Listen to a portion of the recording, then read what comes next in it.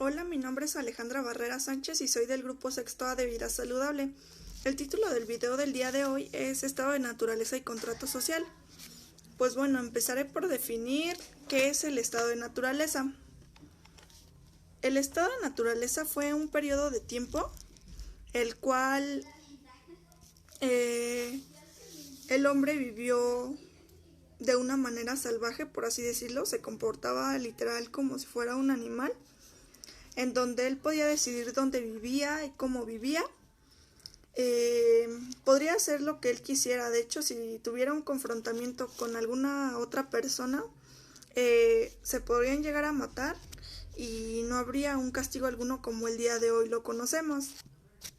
Este concepto o idea surgió en la Edad Moderna y sirvió para expresar y explicar el origen de la sociedad y justificar la existencia del Estado. ¿A qué me refiero con el Estado? El Estado va a ser una comunidad social con organización política común y territorio propio. Entonces, pasaré a la definición de contrato social. El contrato social es un acuerdo, un pacto realizado por miembros de una organización. Los individuos que van a conformar este grupo social van a estar de acuerdo con el pacto por voluntad propia, por lo cual admiten la existencia de normas y leyes a los que se van a someter para salvaguardar su seguridad. Entonces, podemos concluir que la diferencia entre estado de naturaleza y contrato social se trata en que en el estado de naturaleza las personas van a actuar de una manera sin límites y no tendrán algún castigo. Y en el contrato social va a llegar y va a poner fin a el estado salvaje, por así decirlo, y pondrá leyes, normas y se va a conformar lo que hoy conocemos como un estado. Bueno, pues ahora pasaremos a hablar acerca de qué es el contrato social según tres grandes filósofos. El primero de ellos va a ser Thomas Hobbes. Bueno, voy a leer un pedacito y al final le explicaré lo que quiere decir esto. Pues el primer filósofo que elaboró una teoría contractualista fue Thomas Hobbes. Él escribió una obra llamada Cumbre Leviatán. En ella expone que se crea una necesidad de realizar un contrato social. ¿Esto para qué se requiere? Pues para tener paz entre los hombres.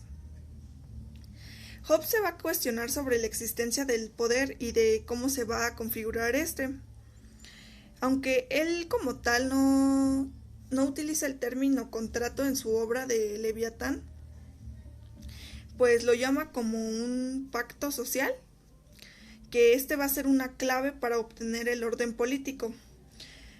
El orden político para Hobbes es un resultado de un contrato.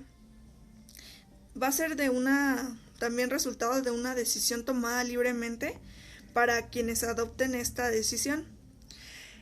Esta decisión va a ser fundamentada por bases del poder civil. Hobbes va a establecer también que desde el punto de vista de la naturaleza, todos los hombres van a ser iguales. Lo básico y fundamental va a ser en su instinto de conservación. La naturaleza humana es un instinto de conservación y cada hombre va a tener derecho a preservarlo, aunque la consecuencia de este derecho va a ser un enfrentamiento entre ellos mismos. Y va a ser constante. Hobbes también va a llamar estado de naturaleza a cierta época en que las agrupaciones de individuos no disponen de un poder superior. Y entonces las relaciones entre las personas se orientaban hacia él la llama una guerra de todos contra todos. Pues él va a decidir sustraer determinados derechos y otorgarlos a una instancia superior. el Leviatán va a hacer que se garantice la supervivencia y seguridad de los hombres, pues no va a haber una norma que regule la convivencia entre los hombres, por lo que es necesario que exista un orden artificial. Entonces, según Hobbes, va a ser preciso que todos los hombres depositen su voluntad general en un solo hombre para que vayan a ser representados. También Hobbes escribe que se van a hallar 3 causas principales de discordia, que van a ser la competencia, la desconfianza y la gloria. Para Hobbes, el origen de todas las sociedades no reside en una mutua voluntad entre los hombres para ceder su derecho, sino va a ser el miedo entre sí. ¿Qué quiere decir todo esto según Hobbes? Pues él dice que señala que las personas en un determinado momento tenían miedo de morir de una muerte violenta. ¿Por qué? Porque al estar en el estado de naturaleza, los hombres podían hacer lo que quisieran sin tener algún castigo. Entonces, ¿esto qué va a hacer? Que cada uno va a actuar como quiera sin límites. Entonces, él piensa que para el contrato social, más que nada se va a hacer por eso, por el miedo a morir en una muerte violenta. De esta manera se van a organizar las personas para hacer un contrato social o un pacto social, como él lo llama, para llegar a acuerdos y poner límites, leyes y un organismo que regule las acciones, que en este caso va a ser el gobierno. También, si el gobierno ve que las personas no responden como ellos quieren, ellos sí van a poder actuar de manera violenta, de manera legal, hacia las personas. Ahora hablaré acerca de el filósofo John Locke. Este filósofo también va a tener una obra que fue llamada Dos ensayos. Y esta va a tratar sobre el gobierno civil. Pues tanto Hobbes como Locke tenían algo en común, que era justificar el origen del poder político. Pues no obstante, entre ellos dos también existe una diferencia, o sea, entre Locke y entre Hobbes va a haber una diferencia. Pues Locke va a definir un modelo de Estado liberal, mientras que Hobbes justifica que el Estado va a ser absolutista. Entonces, Locke dice que, o más bien tiene la idea de naturaleza humana como buscar asumir una posición política. Para Locke, el estado de naturaleza no es un estado de guerra, como lo pensaba Hobbes. Al contrario, para Locke, un estado de naturaleza era en el que los hombres se encontraban en libertad. ¿Para qué? Para ordenar sus formas de actuar y de disponer de sus pertenencias, dentro de los límites impuestos por la ley natural. Es un estado de igualdad y reciprocidad. Entonces, la libertad del hombre y su capacidad para actuar de acuerdo con su propia voluntad se va a justificar con el hecho de que van a poseer la razón.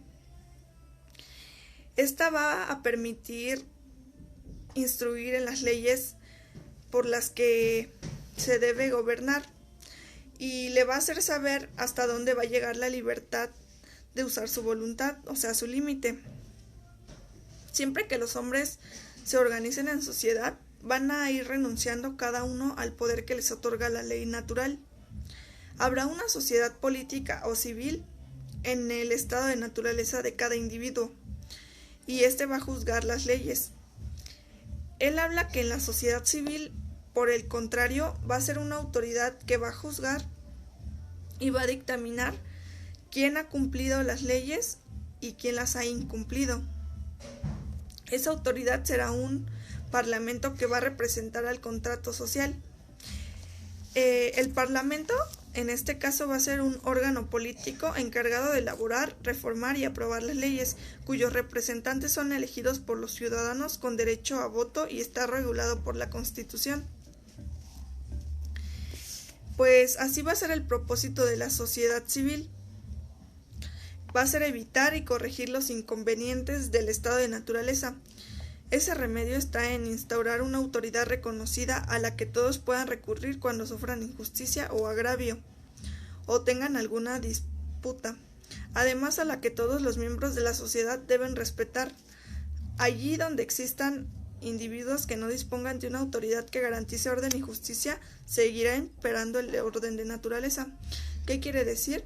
Que los que no acaten las leyes van a seguir en su estado de naturaleza, donde no tienen límites, y cuando empiecen a acatar estas leyes van a entrar en un estado civil. Entonces, Luke también menciona sobre las pertenencias. Él en sí se refiere a las propiedades privadas, da más peso en las propiedades privadas. ¿Por qué?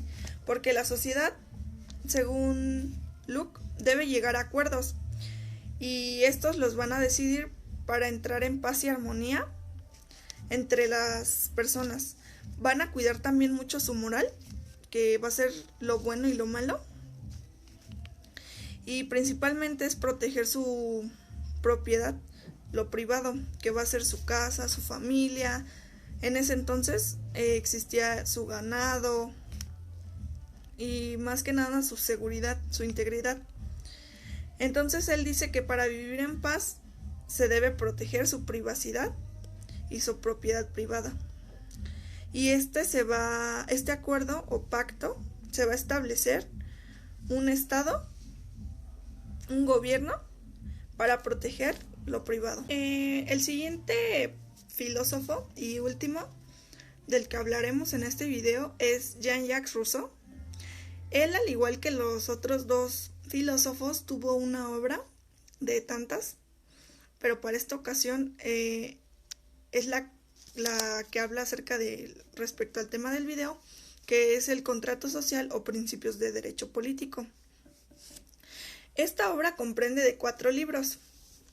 El primero habla acerca sobre que los hombres van a nacer libres e iguales. En su segundo libro habla sobre la soberanía. En su tercer libro habla sobre los diferentes tipos de gobierno, y en su cuarto y último libro de esta obra habla acerca de la bondad del hombre. Él, ¿qué quiere dar a entender con esta obra?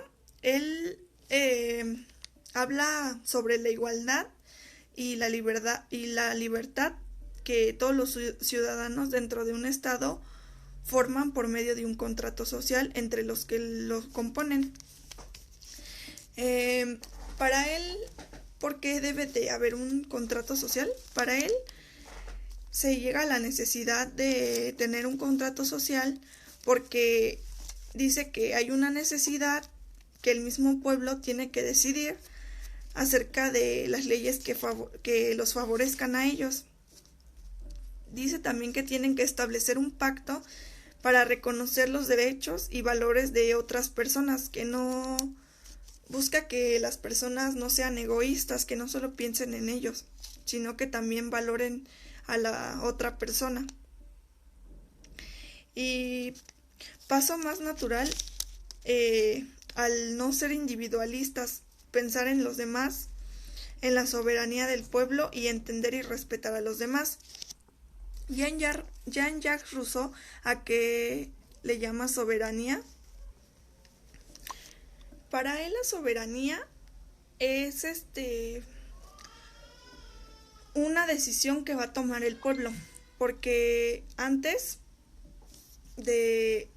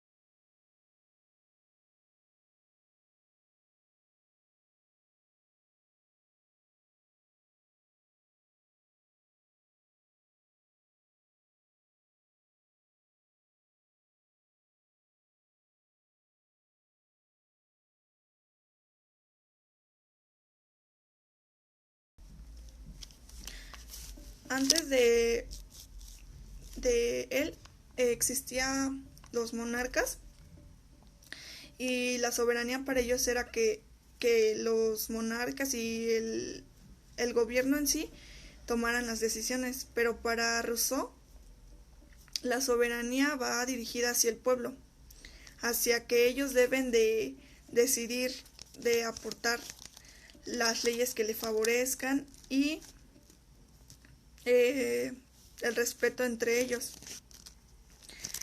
Para concluir este video,